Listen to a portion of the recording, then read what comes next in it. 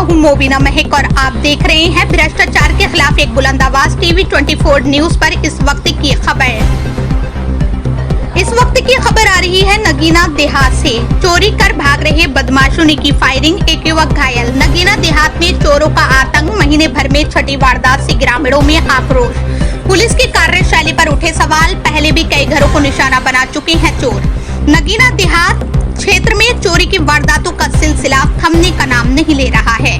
ग्राम मनसा कोटकादर में चोरों ने एक बार फिर धावा बोलकर ग्रामीणों की चिंता बढ़ा दी। बताया जा रहा है कि चोरों ने घर में घुसकर सामान पर हाथ साफ किया, जबकि विरोध करने पर तमंचे से गोली चलाकर एक व्यक्ति को घायल कर दिया। घायल की हालत गंभीर बताई जा रही है, जिसे उपचार के लिए हायर सेंटर रेफर किया गया है। ग्रामीणों के मुताबिक थाना क्षेत्र में करीब 1 महीने के भीतर चोरी की यह छठी वारदात है। इससे पहले भी चोर कई घरों को अपना निशाना बना चुके हैं। लगातार हो रही घटनाओं के बावजूद चोरी की वारदातों पर प्रभावी अंकुश न लगने से ग्रामीणों में भारी आक्रोश है।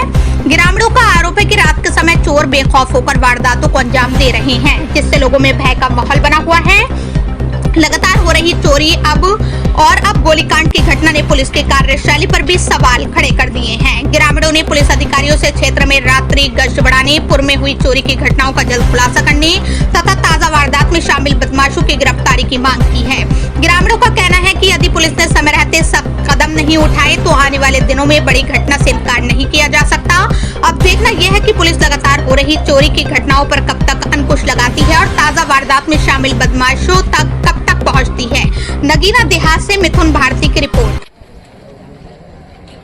हाँ जी, क्या नाम आपका? जी मोहसिन। मोहसिन जी, क्या मामला हुआ है यहाँ? चोरी का मामला है, रात तकरीबन 2 बजे का। 2 बजे के करीब। हाँ जी। आपको कैसे पता चला? ये हैं भूरे भाई, उन्होंने कॉल की रात में जी 2 बजे के ऐसे यहाँ कुछ चोरी का मामला हुआ।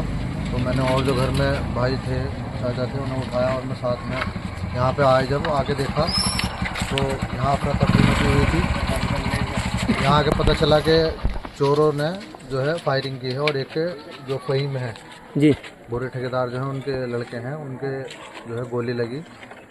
उनको मेरे सामने ही गुलफाम लड़का है बराबर में, उसने गाड़ी में डालकर और नगीने के लिए लेके गए। पहले तो थाना गए, वो थाने से उन्होंने बताया कि नगीने लेके चले जाओ। फिर नगीने से उन्हें बिजनौर के लिए रेफ़र कर दिया और बिजनौर ने मेरठ के लिए रेफ़र कर दिया। तो जिनको गोली लगी है अब उनकी तबीयत कैसी है, क्या कुछ पता चल पाया? नहीं, अभी तो इस मामले में कुछ नहीं पता चल पाया कंफर्म। बाकी एडमिट कर लिया है उनको मेरठ के अंदर, थोड़ी सी सीरियस है। जिनके घर पे चोरी हुई है उनका घर कौन सा है, क्या नाम है उनका? मोहम्मद जावेद है। ये जो घर है जिसकी गोली लगी है उनका घर है। इसी के पीछे 2 घर छोड़ के जावेद हैं, वो मुंबई रहते हैं। घर बंद था, वो बंद पड़ा हुआ है 5-6 महीने से, ताला लगा हुआ था उसके अंदर चोरी हुई। क्या चोर? जब कुछ शोर सुना पास के लोगों ने तो वहाँ जब देखा तो पहले तो उन्होंने पुलिस को कांटेक्ट करने की कोशिश करी, लेकिन किसी वजह से कांटेक्ट नहीं हो पाया। तो फिर उन्होंने जो आसपास के लोग हैं इन्हें कांटेक्ट किया और बुलाया। तो जाके जब वहाँ पे पहुँचे, जो घटना स्थल है जहाँ पे चोरी हुई है, वहाँ जाके जब पहुँचे तो चोर बाहर निकल रहे थे। तो उन्होंने पकड़ने की कोशिश करी उनको, चोरों को। तो फ़हीम जो है सबसे आगे थे जिनकी गोली लगी है जी।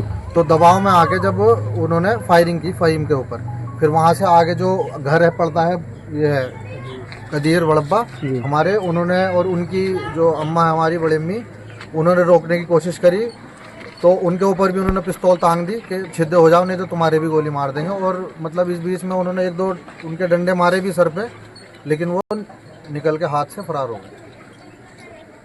तो आपको किस टाइम पे, क्या नाम है आपका जी? जी मोहम्मद गुलफान। मोहम्मद गुलफान। तो आपको किस टाइम पे सूचना मिली, जैसे चोर आए या फिर आपने शुरू में क्या चीज़ देखी उनके हाथों में? ये उनका हाथ में तो फादर जी हमारे जी, उन्होंने पिस्टल देखा उनका हाथ में जी, इन लोगों के पास थे जी। तो आपकी हिम्मत की दाद देनी पड़ेगी, आपने चोरों का मुकाबला किया है और आपकी फुल कोशिश रही कि आपने चोरों को पकड़ने की।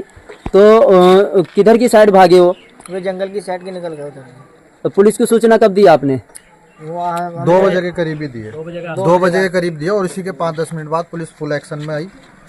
SHO साहब थाने से आए, CO साहब बाद में जो गंभीर हालत में थे, पहले उनसे नगीना मिले वो, फिर वहाँ से उनको रेफ़र कर दिया बिजनौर के लिए। फिर CO साहब यहीं पर आए घटनास्थल पर ही।